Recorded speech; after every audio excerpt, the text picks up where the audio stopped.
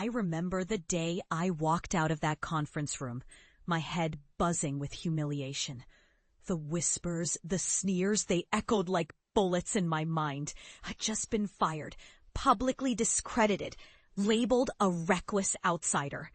My reputation, my career, everything I'd worked for, crushed in one swift stroke.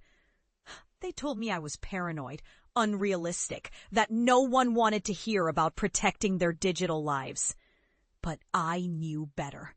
I'd seen what was happening behind the scenes, watched the surveillance machinery tighten its grip, and I refused to stand by quietly. That day, I was told I was an embarrassment, a liability, a risk to the very industry I loved. But inside, something burned stronger than ever. I wasn't going to let their derision define me. That was the moment I made my choice. I'd turn my back on their skepticism and forge a new path, one where individual privacy wasn't just an afterthought, but the core of my mission. I could have given up. Hell, I wanted to. But I couldn't shake the feeling that I was meant for something different, something bigger. So I disappeared into the shadows of the digital world, working in solitude, building what the industry mocked as paranoia technology. I poured every ounce of my knowledge into creating secure, unbreakable systems, privacy architectures that allowed people to reclaim control of their data. It was slow. It was lonely. Most dismissed me as a crackpot, a conspiracy theorist. But I pressed on, fueled by a fierce belief that I was forging a new future. Years passed, and then the breakthrough happened. My work was adopted by communities across the globe, rural towns once vulnerable to invasive surveillance, refugees fleeing oppressive regimes, activists fighting for their rights.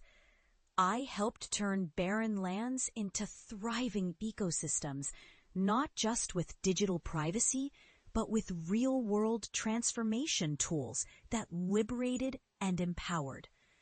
The irony was not lost on me.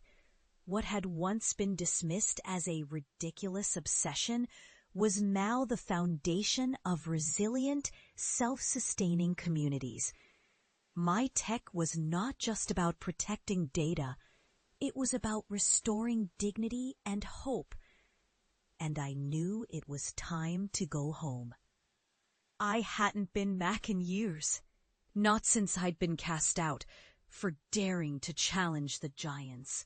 But I knew I had to face my past and show my family what their mockery had almost prevented.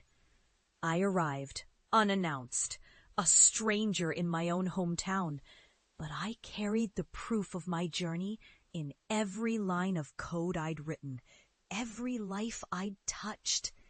Walking through the familiar streets, I felt the weight of their skepticism. I saw the smirks, the subtle dismissals, the familiar faces that once dismissed my dreams as foolish. But I wasn't there to argue. I was there to reveal what I'd become. That evening, I gathered my family in the backyard, beneath the sky that saw my childhood hopes and fears. I connected a device to my laptop, and slowly, screens lit up, showing real-time maps of barren lands turned lush, communities thriving where once there was only desolation.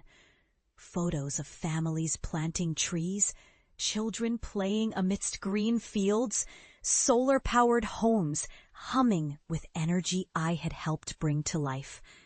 I saw their eyes widen, disbelief replacing skepticism. And then I looked directly at my father, once a man who'd scoffed at my ambitions, who'd called me delusional and an embarrassment. I saw the flicker of recognition in his eyes as the truth sank in. The fruit of my relentless pursuit, my refusal to be silenced, was right in front of him. "Do you see?" I asked softly. This is what your doubts almost robbed us of. I didn't do this for fame or money. I did it because I believed in a future where people control their lives, not corporations or governments. There was silence. His jaw tightened, then loosened. For the first time, I saw genuine regret cloud his face, a look I never thought I'd see. The wall of ridicule that had built between us crumbled in that moment. Because I finally proved it. I was not the fool Bates said I was. I was a pioneer, a change maker. And that realization struck me with a profound clarity. The greatest victory isn't just in winning, but in transforming your scars into a testament of resilience. I had been dismissed, mocked, pushed aside, yet I turned that rejection into revolution. I had been told I'd fail, that I was an embarrassment. Now, those same people were witnessing firsthand how I had reshaped entire communities, how I had reclaimed the very essence of what it meant to be truly free. And as I looked into their faces, some embarrassed, some proud, I understood something universal. They had doubted me because they couldn't see beyond their own fears, their own limitations. But I had refused to be confined by their narrow worldview. I had stepped into the darkness of rejection, and from it, I had built a universe of hope.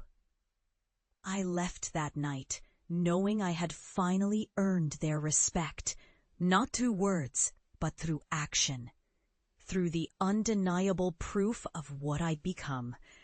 And as I drove away, I carried with me the truth.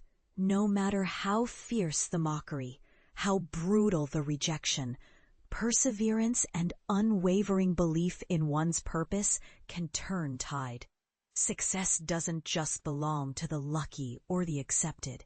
It belongs to those who dare to defy the odds, who refuse to let others' doubts define their worth. In the end, I realized that the greatest victory isn't the success itself, but the journey of shedding the shadows of doubt and stepping into your own light. My family's judgment was a chapter in my story, but it wasn't the end. I became who I was always meant to be, not because I ignored their doubts, but because I proved they were wrong. And that lesson? That's something no one can take away from me.